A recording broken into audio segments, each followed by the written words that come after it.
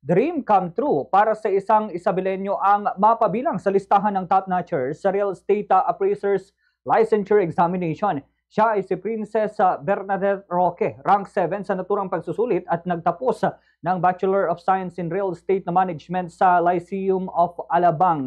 Sa panayam ng Bombo Radio Kawayan, kay Princess Bernadette, sinabi niya na pangarap niya talagang maging top-notcher, kaya naman napaluhan na lamang siya noong makita ang resulta ng pagsusulit at napatunayang walang imposible sa kagustuhan ng Panginoon. Anya, isang buwan na lamang siyang naghanda or nakapaghanda sa nasabing board exam sapagkat late na nitong nalaman ang schedule ng pagsusulit at malapit na rin ang deadline ng registration.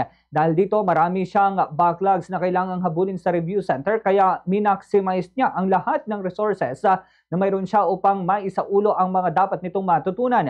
Laking pasasalamat naman niya dahil sa napag-aralan niya ang karamihan sa mga lumabas sa tanong o natanong sa naturang exam. Ibinahagi rin ito na pabaligtad ang ginawa nitong pagsagot sa exam dahil inuuna nitong sagutan ang item 100 hanggang sa item number 1.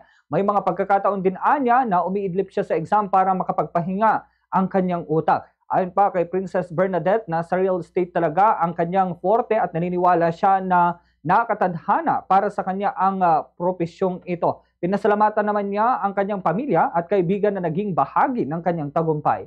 Ganito po ang bahagi ng pahayag ni Princess Bernadette Roque. Po, no, sa mga magte-take pa lang ng exam is try, no, don't be afraid to try. So i-try mo lang, you'll never know, no, how amazing you will be pag trinay mo, no. So pag pag trinay mo din also, give your best, 'di ba? Kasi 'di ba? Bakit mo itatry yung isang bagay kung hindi mo ibibigay yung best mo? Sayang lang, 'di ba? Pag ginawa mo yung isang bagay, make sure to give your best.